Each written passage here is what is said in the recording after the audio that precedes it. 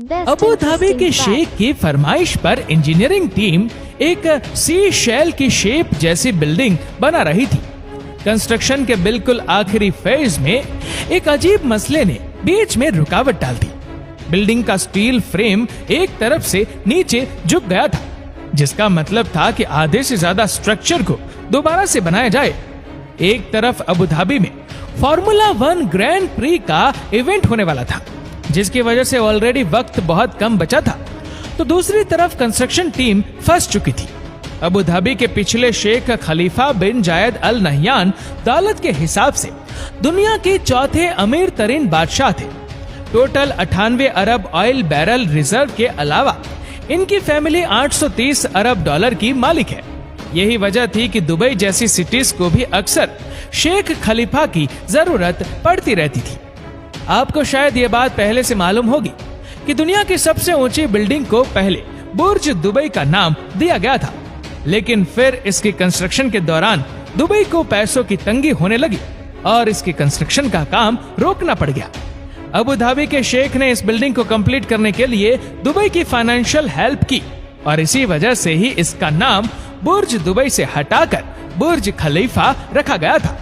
शेख खलीफा ने Abu Dhabi में भी इंटरनेशनल टूरिस्ट को अट्रैक्ट करने के लिए एक ख्वाब देखा। वो चाहते थे कि तेल के अलावा भी इकोनॉमी को चलाने के लिए कोई जरिया बनाया जाए। वो यहाँ अल रहा बीच पर एक इंटरनेशनल स्टैंडर्ड की सिटी बनाना चाहते थे, जिसमें बीच रिसोर्ट्स, शॉपिंग मॉल, पार्क्स और एंटरटेनमेंट के लिए वह तमाम लग्जरियस होंगी जो वेस्टर्न टूरिस्ट की जरूरत होती है। लेकिन इस काम को अंजाम देने के लिए ठीक ठाक इन्वेस्टर्स की जरूरत थी। इन्वेस्टर्स को अट्रैक्ट करने के लिए और अल रहा बीच सिटी के ख्वाब को हकीकत में बदलने के लिए शेख खलीफा ने दुनिया की सबसे अनोखी बिल्डिंग बनाने का प्लान बनाया। इस बिल्डिंग को अलदार प्रॉपर्टीज का हेडक्वार्टर होना था, जो कि अबू धाबी गवर्नमेंट की डेवलपमेंट पार्टनर कंपनी है। शेख चाहते थे कि बिल्डिंग का डिजाइन कुछ ऐसा हो जो आज से पहले किसी ने भी नहीं बनाया हो और उसकी खूबसूरती इतनी हो कि देखने वाला घंटों तक उसको देखता ही रहे। उस दौर में अबू धाबी से सिर्फ चंद किलोमीटर दूर दुबई में जहां एक के बाद एक आइकॉनिक बिल्डिंग बन रही थी, वहीं एक बहुत ही यूनिक और आइकॉनिक डिजाइन बनाना ढेर सारी मुश्किलात से भरा हुआ था। आखिरकार कई महीनों की सोच विचार के बाद एक आइडिया आ ही गया और ये आइडिया सी शेल को देखकर बनाया गया। ये डिजाइन था तो बहुत ही सिंपल, लेकिन इसको बनाना इतना ही मुश्किल था।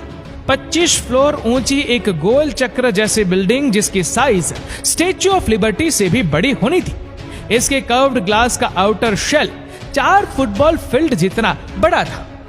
उसको समंदर के ऊपर एक आर्टिफिशियल लैंड पर बनाना एक ऐसा काम था जिसको इतिहास में किसी ने भी नहीं किया था। नॉर्मल स्क्वायर और रेक्टेंगल स्काई स्क्रैपर्स तो हर जगह बनते ही रहते हैं। शेख की तरफ से डिजाइन अप्रूव होने के बाद दूसरा मसला था कंस्ट्रक्शन साइट पर आर्टिफिशियल लैंड बनाने का, क्योंकि जिस जगह अलदार हेडक्वार्टर्स को बनना था वहां अभी समंदर मौजूद था, 26 फीट गहरा समंदर। इस काम के लिए इतनी रेत चाहिए थी जिससे इजिप्ट में मौजूद दुनिया के सबसे बड़े स्विमिंग पूल सिटी स्टार्स को बॉटम से लेकर टॉप तक भरा जा सकता है।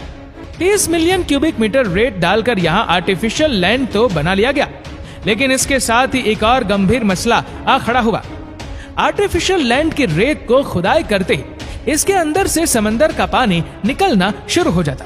यानी एक बात तो तय थी कि इस कंडीशन में अगर यहाँ फाउंडेशन बनाई गई तो लाखों टन वजनी इस आइकॉनिक बिल्डिंग का ख्वाब किसी भी लम्हे एक बुरे ख्वाब में बदल सकता है। अब इस मसले से निपटने के लिए इंजीनियर्स ने डी वॉल बनाने का फैसला लिया, जिसको डायाफ्राम वॉल भी कहा जाता है। रेत में 16 मीटर नीचे तक मोटे कंक्रीट की एक वॉल डाली गई ताकि समुद्री पानी इस वॉल के अंदर दाखिल ना हो सके। वॉल के बनने के बाद इसके बॉटम में एक मोटा कंक्रीट का स्लैब डाला गया ताकि समंदर का पानी नीचे से भी डी वॉल में दाखिल ना हो सके। यह स्लैब इतना मोटा था कि इसको बनाने में कंक्रीट से भरे 2000 ट्रक इस्तेमाल किए गए थे। अब बारी थी बिल्डिंग की फाउंडेशन डालने की।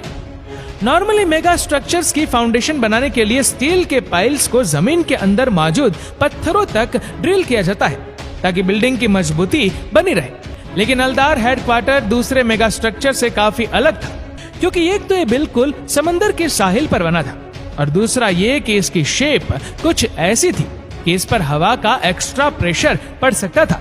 इसी वजह से फाउंडेशन पाइल्स डालने से पहले ये जानना था कि अल्दार हेडक्वार्टर पर कितना विंड प्रेशर पड़ सकता है। इसके लिए बिल्डिंग के एक मॉडल को विंड टनल टेस्ट के लिए भेजा गया। विंड इंजीनियर मुख्तलिफ एंगल से मॉडल पर हवा का प्रेशर फेंकते हैं और फिर कॉम्प्लेक्स कैलकुलेशंस की मदद से बिल्डिंग पर लगने वाली फोर्सेस का अंदाजा लगाया जाता है। इस फोर्स को नजर में रखते हुए इंजीनियर ने अल्दार हेडक्वार्टर पर 400 स्टील पाइल्स लगाने का फैसला किया, जबकि दुनिया की सबसे ऊंची बिल्डिंग बुर्ज खलीफा के फाउंडेशन में 192 स्टील पाइल्स लगाई गई थी। पाइल्स ड्रिल करने के बाद अगला चैलेंज था एक राउंड शेप बनाने का, एक ऐसा राउंड शेप जिसकी शक्ल भी सी शेल जैसी हो, इसके हर दीवार विंडो पैनल से ढकी हो, इसके अंदर के हर कोने से पर्शियन गल्फ का शानदार नजारा देखा जा सके। ये काम करने के दो तरीके थे। पहला ये कि पूरी बिल्डिंग ही कंक्रीट से कास्ट करके इसको गोल शेप दी जाए, लेकिन इसमें बहुत ज्यादा टाइम रिक्वायर्ड था और टाइम ही तो कंस्ट्रक्शन टीम के पास नहीं था। अबू धाबी को अपना पहला फार्मूला 1 ग्रांड प्री होस्ट करना था, जिसको देखने के लिए पूरी दुनिया से लोग आने वाले थे। शेख चाहते थे कि फार्मूला 1 इवेंट से पहले ही ये अल्दार हेडक्वार्टर तैयार हो जाए। इसके लिए उन्होंने कंस्ट्रक्शन टीम को ये आइकॉनिक बिल्डिंग बनाने के लिए सिर्फ 30 महीनों का वक्त दिया था, जिसमें से 5 महीने ऑलरेडी कम हो चुके थे। इसी वजह से वक्त को बचाने के लिए यह फैसला किया गया कि 2 कंक्रीट के कोर बनाकर उसके गिर्द स्टील के प्री फैब्रिकेटेड फ्रेम्स को ऐसे लगाया जाए कि सी शेल का शेप बन जाए। कंक्रीट के 2 कोर सिंगल पीस में बनाकर उनको 125 मीटर की ऊंचाई तक लेकर जाने के लिए स्लीप फॉर्म टेक्निक का इस्तेमाल किया गया। स्टील के मॉडल्स में कंक्रीट डालकर मोल्ड्स को आहिस्ता आहिस्ता ऊपर खिसकाया जाता था। इससे बगैर जोड़ वाले सिंगल पीस के 2 कोर्स बनाए गए। इन कोर्स को बनाने में 6 महीनों का वक्त और हैरत अंगेज तौर पर 6500 टन स्टील इस्तेमाल किया गया था। अब डेडलाइन में सिर्फ 19 महीने बचे थे। इस टाइम में इन कोर्स के गिर्द स्टील फ्रेम भी बनाना था, ग्लास फास्केर और फिर इंटीरियर डिजाइन का काम भी तो करना था, जिसमें सबसे ज्यादा वक्त लगता है। नॉर्मल बिल्डिंग्स में स्टील फ्रेम सीधा साधा होता है, लेकिन अल्दार हेडक्वार्टर में जो स्टील फ्रेम रखना था उसको टुकड़ों में पिन पॉइंट एक्यूरेसी से कर्व्ड शेप में ऐसे बनाया जाना था कि इनमें 1 मिलीमीटर की भी गुंजाइश ना हो। स्टील फैब्रिकेटर्स की एक पूरी टीम 2500 टन स्टील काट कर उसको कर्व्ड शेप देने में मशरूफ हो गई। हर फ्रेम 30 टन वजनी था और ऐसे करीब 100 फ्रेम बनाकर उनको साइड पर एक दूसरे से जोड़ना था, जो किसी जाइंट पजल को सॉल्व करने जैसा था। इस स्टील फ्रेम को बनाना तो एक तरफ, इसको फैक्ट्री से साइट पर ट्रांसपोर्ट करना भी एक बहुत मुश्किल काम था। एक फ्रेम का वजन करीब 25 सेडन कार के बराबर था। बड़ी बड़ी क्रेन्स की मदद से आहिस्ता आहिस्ता इनको कोर्स के गिर्द जोड़ने का काम शुरू कर दिया गया। ये बहुत ही टाइम कंज्यूमिंग काम था, लिहाजा अब कंस्ट्रक्शन टीम को बिल्डिंग के इंटीरियर पर भी ध्यान देना था और साथ साथ ग्लास पैनल पे भी। इस स्टील फ्रेम पर 25,000 ग्लास पैनल्स लगाए जाने थे, जिनका टोटल साइज 52 बास्केटबॉल कोर्ट से भी ज्यादा था। ये कोई मामूली ग्लास पैनल्स नहीं थे, बल्कि ये ट्रायंगुलर शेप के कर्व्ड ग्लास पैनल थे। इनको मैन्युफैक्चरर करने वाली टीम ने काम को जल्दी निपटाने के लिए साइट पर ही फैक्ट्री लगा डाली। जैसे जैसे स्टील फ्रेम बनता जा रहा था, ग्लास इंस्टॉलेशन टीम वैसे वैसे उसमें ग्लास पैनल्स भी फिट करती जा रही थी। वक्त बहुत तेजी से गुजरता जा रहा था। इंजीनियरिंग टीम एक ऐसी जंग लड़ रही थी जिसमें मुकाबला असल में वक्त के खिलाफ था। दूसरी तरफ अभी अल्दार हेडक्वार्टर्स के अंदर 85 वॉशरूम यूनिट्स को भी बनाना था। इंजीनियरिंग टीम ने इसका एक बहुत ही अच्छा सॉल्यूशन निकाला। उन्होंने प्री फैब्रिकेटेड वॉशरूम बनवाने का फैसला किया, जिसमें हर चीज पहले से प्री इंस्टॉल्ड होती है। प्लान ये था कि प्री फैब्रिकेटेड वॉशरूम यूनिट को आखिर में बस सिर्फ उठाकर बिल्डिंग के टॉप से नीचे भेजकर अपनी अपनी जगह पर रख दिया जाएगा। ये आइडिया था तो बहुत अच्छा, लेकिन उसके लिए जरूरी था कि वॉशरूम मॉड्यूल्स का डिजाइन शेख फौरन एक्सेप्ट कर ले। शेख को आइडिया तो बहुत पसंद आया, लेकिन वॉशरूम मॉडल्स का डिजाइन उनको पसंद नहीं आया। लिहाजा नए डिजाइन के वॉशरूम मॉडल्स को अब ऑर्डर पे बनवाना पड़ा, जिसमें काफी वक्त लगना था। इसी वजह से स्टील फ्रेम जो अब कॉम्प्लिकेशन के करीब ही था, उसके 2 सेक्शंस को अधूरा ही छोड़ना पड़ा, जहां से वॉशरूम मॉड्यूल्स को क्रेन की मदद से नीचे भेजा जाएगा। एक तरफ ग्लास पैनल्स को लगाने का काम तेजी से हो रहा था, तो दूसरी तरफ इंजीनियरिंग टीम को वॉशरूम मॉड्यूल्स की लेट डिलीवरी ने परेशान कर रखा था, क्योंकि इतने अरसे तक स्टील फ्रेम के 2 सेक्शंस को खुला छोड़ना भी एक तरह का खतरा ही था।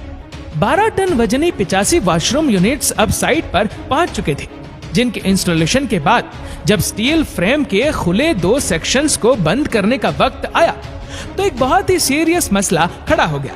स्टील फ्रेम का एक हिस्सा 6 इंच नीचे बैठ चुका था। इसका मतलब ये था कि नीचे तक कई फ्रेम को दोबारा खोला जाए और फिर दोबारा से सही करके इंस्टॉल किया जाए, लेकिन यह किसी भी सूरत मुमकिन नहीं था, क्योंकि अब सिर्फ 8 महीने बचे थे। हल्दर हेडक्वार्टर का कर्व्ड स्टील फ्रेम ही इसकी असल जान थी। इसमें लगे स्टील सेक्शंस पूरा वजन नीचे फाउंडेशन पे डाल रहे थे। अगर इनमें से एक सेक्शन भी हटाया गया तो फाउंडेशन पर वजन नहीं जा पाएगा और कुछ ही अरसे में पूरी बिल्डिंग झुक सकती है। ये हल्दर हेडक्वार्टर्स की कंस्ट्रक्शन के दौरान खड़ा होने वाला ऐसा मसला था जिसने पूरी कंस्ट्रक्शन टीम को मुसीबत में डाल दिया। आखिरकार स्टील इंजीनियर ने एक सॉल्यूशन पेश किया। कोर्स के ऊपर एक लोड बेयरिंग वॉल बनाई गई और उस पर हाइड्रोलिक जैक्स इंस्टॉल किए गए। इन जैक की मदद से फ्रेम्स के दोनों हिस्सों को उठाना शुरू किया गया, जो कि वह स्टील फ्रेम के आर्च देखते ही देखते अपनी पोजीशन में वापस आ चुके थे। बचे हुए स्टील सेक्शन को भी लगातार आखिरकार हल्दर हेडक्वार्टर का स्ट्रक्चर पूरी तरह से कंप्लीट कर दिया गया। अबू धाबी के पहले फार्मूला 1 इवेंट से कुछ ही हफ्ते पहले ये जायंट सी शेल जैसा खूबसूरत स्ट्रक्चर 25,000 ग्लास पैनल्स लगाने के बाद कंप्लीट हो गया। इंजीनियरिंग टीम ने सिर्फ 30 महीनों के लिमिटेड टाइम में इस बिल्डिंग को पूरा करके एक ऐसा कारनामा अंजाम दिया था जिसको इतिहास में हमेशा याद रखा जाएगा। दोस्तों, आपको ये वीडियो कैसी लगी नीचे कमेंट करके जरूर बताएगा, और अगर आपको वीडियो अच्छा लगा हो तो इस वीडियो को लाइक करेगा, शेयर करेगा ज्यादा से ज्यादा लोगों तक, और ऐसी ही और भी रोचक जानकारियों के लिए सब्सक्राइब करें हमारे YouTube चैनल को और Facebook पर फॉलो करें हमारे पेज को। धन्यवाद।